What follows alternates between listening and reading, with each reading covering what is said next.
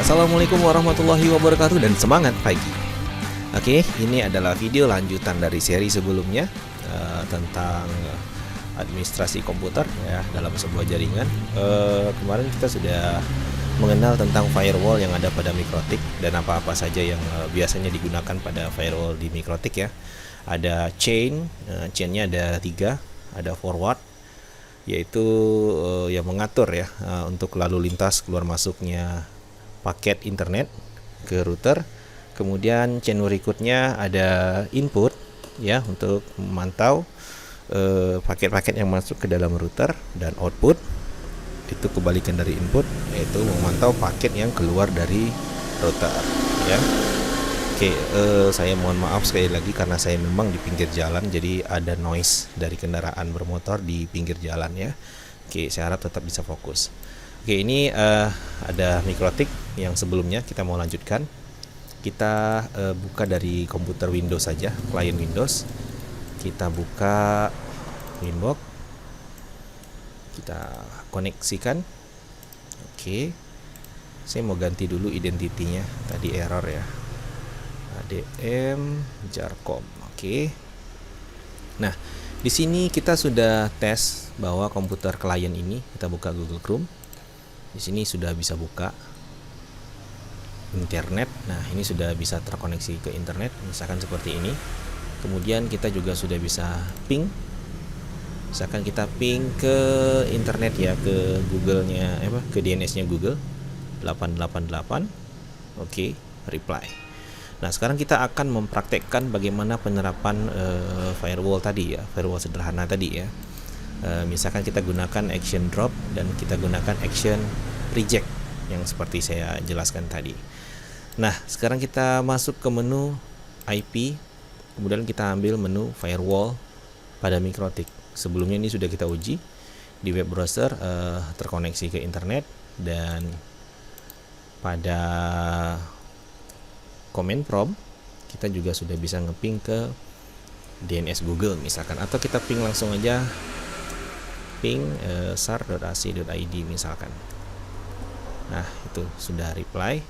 Nah, sekarang kita akan coba pengaplikasian dari firewall tadi ya. Saya ulangi. Kita masuk ke menu IP, kemudian firewall. Itu kalau secara GUI. Kalau secara teks, ini saya login dulu. Saya masuk ke menu IP, kemudian firewall. Nah, seperti itu. Oke, kita kembali ke GUI berbasis GUI ya, dengan Winbox IP firewall. Kemudian kita tekan tanda tambah di sini. Tanda tambah di sini berarti di sini juga sama, add. Nah, misalkan seperti itu ya.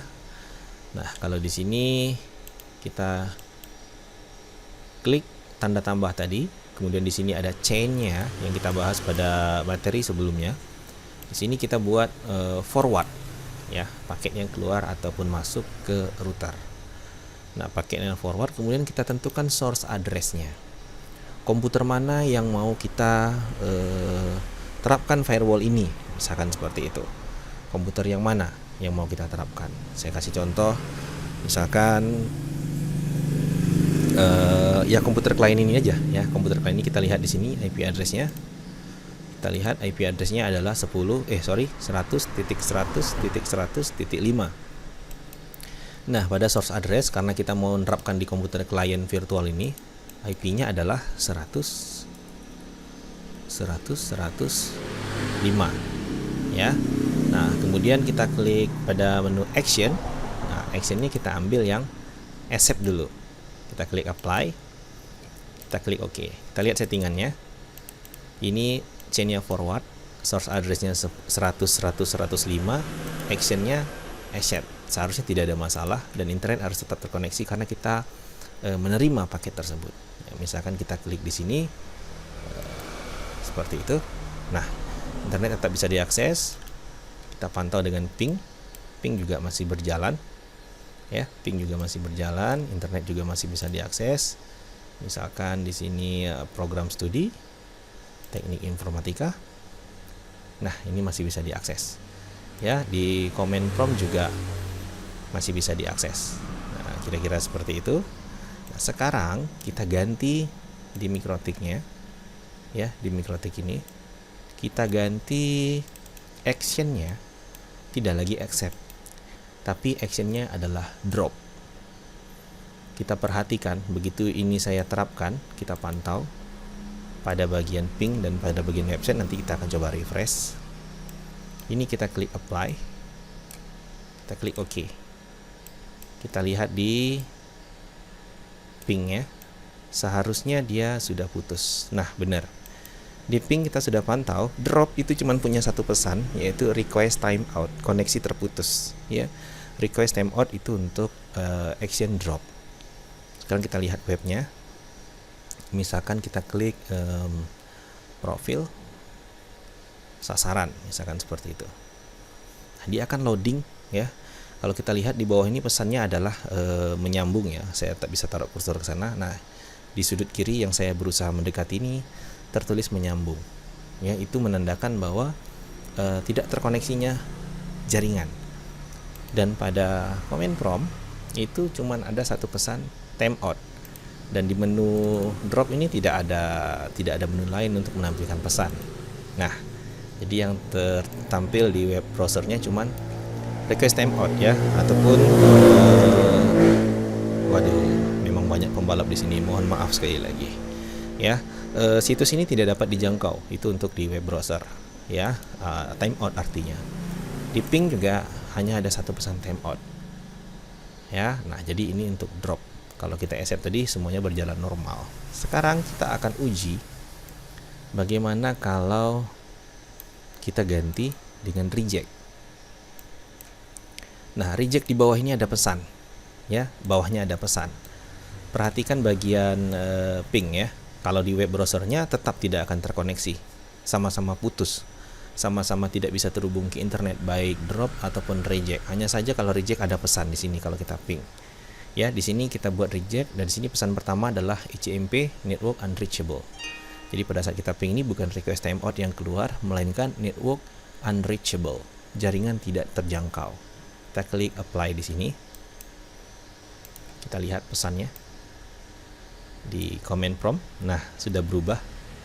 Ada pesan bahwa pesannya reply dari 100.100.101 destination net unreachable ya. Net itu adalah network ya, network unreachable. Sekarang misalkan kita mau ganti misalkan kita ganti host ya, host unreachable ya, ICMP host unreachable. Kemudian saya klik apply. Oke. Kita lihat lagi di sini pesannya. Nah, sudah berubah. Kalau tadi destination net ya ataupun network unreachable, sekarang berubah pesannya destination host unreachable ya. Ini bisa digunakan untuk ketika klien terkoneksi, oh ternyata destination host unreachable, destination net unreachable dan lain-lain seperti itu. Tapi kalau request timeout betul-betul terputus, nggak tahu di mana putusnya ya. Kalau ada pesan destination host unreachable berarti terhubung masih ke dalam sebuah jaringan, namun tidak dapat menjangkau host yang dituju. Kira-kira seperti itu. Destination host unreachable, destination network unreachable ya, jaringannya tidak sampai, tak terjangkau, ataupun networknya tidak terjangkau dan hostnya tidak terjangkau, unreachable. Kalau drop tadi hanya request timeout, udah selesai, pokoknya koneksi terputus gitu aja. Nah, kita coba ganti lagi, misalkan satu pesan lagi, misalkan port, nah, port unreachable. Kita klik apply, kita lihat di sini. Nah, sekarang sudah berubah. Kalau tadi host, sekarang sudah port ya. Jadi ada pesan yang bisa kita tampilkan di situ. Nah, nanti kalau kita gunakan web proxy, baru kita bisa nampilkan pesan itu di halaman ini ya. Nah, jadi sekarang kita sudah lihat pesannya bisa dirubah. Sekarang kita cek di web browser apa yang terjadi. Seharusnya juga tidak bisa terkoneksi ke internet ya. Coba kita buka web baru, misalkan mikrotik.com. Nah, tidak ada koneksi internet ya, tidak terkoneksi juga ke internet. Nah, jadi ini reject tidak terkoneksi juga ke internet, tapi pingnya bisa ada pesan yang kita tampilkan. Sekarang kita kembalikan lagi ke drop. Kita klik drop, oke. Di sini akan otomatis berubah lagi menjadi request timeout, namun tetap juga tidak bisa terkoneksi ke internet. Di sininya berubah jadi request timeout. Nah, bagaimana untuk mengembalikannya? Simple, kita gunakan yang actionnya accept ataupun diterima. Dan di sini otomatis akan berubah menjadi reply TTL 56 dan ini otomatis refresh ya. Internet tadi otomatis refresh halaman webnya, otomatis terbuka. Nah, kira-kira seperti itu kalau misalkan kita mau menerapkan firewall sederhana ya dalam MikroTik ya. Ada banyak lagi parameter-parameternya. Misalkan kita mau kasih contoh lagi. Misalkan komputer yang ini tadi ya, klien ini ya 100-105 ini ya, kita hanya mengizinkan internetnya misalkan pada jam-jam tertentu misalkan ya, pada jam-jam tertentu itu bisa kita atur ya. Pada menu firewall tadi kita lihat dulu jam di server sekarang ya. Ingat pengaturan pada materi sebelumnya untuk menerapkan masalah timing atau jam, server harus pas dulu jamnya. Kita harus setting dulu di sistem, kemudian clock kita lihat di sini sudah pas ya, plus 7 ya, Asia Jakarta. Kemudian supaya waktunya otomatis kita masuk ke NTP client, kita harus setting ini dulu supaya server ini time-nya itu sinkron dengan internet, artinya cocok waktunya. Jadi kalau kita mau menerapkan waktu di server harus cocok dulu dengan waktu saat ini. Kalau tidak cocok ya berantakan nanti hasilnya, karena kita bermain dengan waktu ataupun bermain dengan real time clock yang ada pada server. Nah, misalkan kita cek sekarang di server clock, kita lihat di sini sekarang tanggal 14 Juni jam 7:20 5 detik malam ya. Nah, itu saat ini. Nah, jadi waktunya sudah sinkron, berarti sekarang memang benar jam segitu, di handphone juga segitu, di komputer host juga segitu, berarti jamnya cocok. Nah, sekarang kita mau menerapkan ini. Kita kembali ke menu firewall ini tadi. Kita double klik, kita kasih contoh satu komputer ini aja karena ini virtual cuma ada satu. Pada realnya semua komputer yang terhubung ke hub dan berapapun IP dari klien tersebut kita bisa masukkan ke sini. Nah, di sini kita sudah bikin chainnya forward juga, masih forward ya. Kemudian source addressnya adalah komputer ini. Kemudian pada action itu kita sudah bikin accept ya. Oke, kita bikin accept dulu. Nah, sekarang untuk pengaturan waktu itu kita bisa lihat pada kolom ekstra. Pada kolom ekstra di sini ada time. Kita klik panah yang berwarna hitam ini pada time. Nah, di sini ada waktunya. Jadi kita kalau kita pilih accept berarti kita hanya mengizinkan pada waktu tertentu. Katakanlah pada waktu ini sepanjang hari ya, dari jam 00 satu hari sampai jam 00 full ya.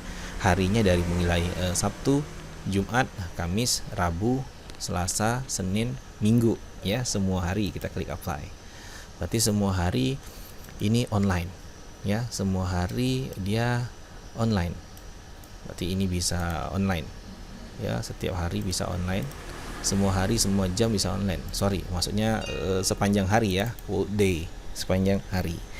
Nah, sekarang kita misalkan mau ganti actionnya, kita ganti jadi drop. Nah, actionnya kita ganti jadi drop. Oke, namun pada kolom ekstra misalkan kita katakan memang sepanjang hari dropnya ya, tapi hari ini kebetulan hari Minggu, berarti kita buat dia misalkan hari Sabtu. Hari Sabtu saja dia, yang lainnya kita buang ya. Maksudnya gini, setiap hari Sabtu ini sepanjang hari ya, dari jam 12:30 malam sampai kembali lagi hari Sabtu, itu kita buat drop. Tapi harinya hari Sabtu. Kita coba uji di sini. Nah, harinya hari Sabtu. Kebetulan sekarang adalah hari Minggu. Kita lihat apakah masih jalan internetnya. Oh, masih jalan ya. Masih jalan. Karena apa? Kita membatasinya di hari Sabtu. Nah, internetnya masih jalan. Ya, nah, kita coba lagi kurikulum misalkan. Nah, oke, masih jalan. Sekarang kita ganti di sini. Actionnya tadi kita lihat masih drop, cuman ekstranya kita ganti. Sekarang adalah hari Minggu, Sunday. Kita klik apply. Klik OK. Kita kembali ke sini, kita cek. Hang.